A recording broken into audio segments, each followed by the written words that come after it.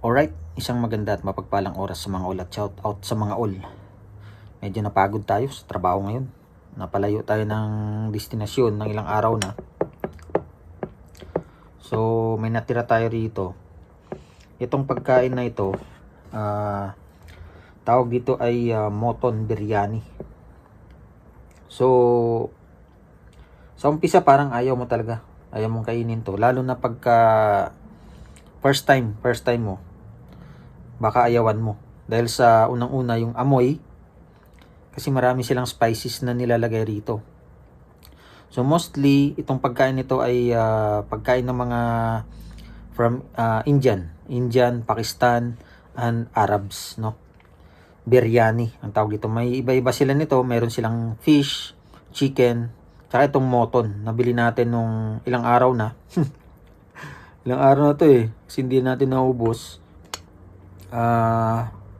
Pwedeng hindi ganong masarap yung nabilhan natin, pwedeng marami lang talaga, no? So ito ngayon, gawin nating hapunan to. Tingnan yung kulay, madilaw-dilaw, light, at saka medyo dark. So dahil nga sa mga spices na hinahalo nila, no, may mga dahon-dahon, yun. So right, tikman natin ulit ito. Ang pangat na rin to pangatlong init kumbaga. Dahil pagod nga tayo, medyo gutom na, ito nang babanatan natin. Pero may niluluto ako dun, bulalo, yun, sarap yun. Pero naman ay bahala na, pag ginutom uli mamaya, kain uli. Wala nang rice mamaya, no? Sabaw-sabaw na lang. Tikman natin to.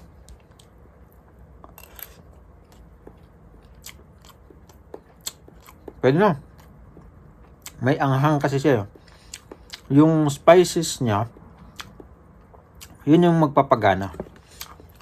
Naalala ko kasi ito. Tsaka mayroong kanya-kanyang technique ng pagluto nito. Yung kasama ko dati sa trabaho, from India, no? Pinagluto niya yung wife niya sa bahay nila.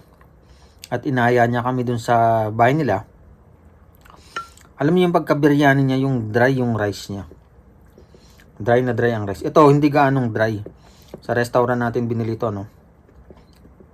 Pero okay na rin. Basta gutom, pwede na. Pwede na. Kaya sabi ko sa una, baka ayawan mo dahil yung amoy nga niya. Kaya pag natikman mo na at kalaunan, magugustuhan mo rin. Kumbaga sa una lang aayaw-ayaw ka. Pero pagka, wag naman lagi, no? Once a month, mga ganyan. Twice.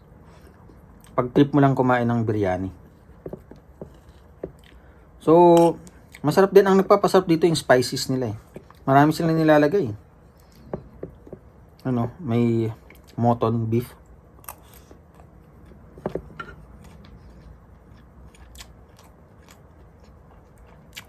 Okay, hindi malambot yung baka. Uy, thank you pala sa mga hindi mo kapagsalita ng maayos sa mga subscribers natin, sa mga nanonood ng ating mga upload, sa mga nagko-comment, maraming salamat. Sa mga hindi pa nakasubscribe, subscribe na. Maraming salamat sa inyong lahat. Pagpalain nawang bawat isa. God bless everyone. Tapusin muna natin to. Thank you very much.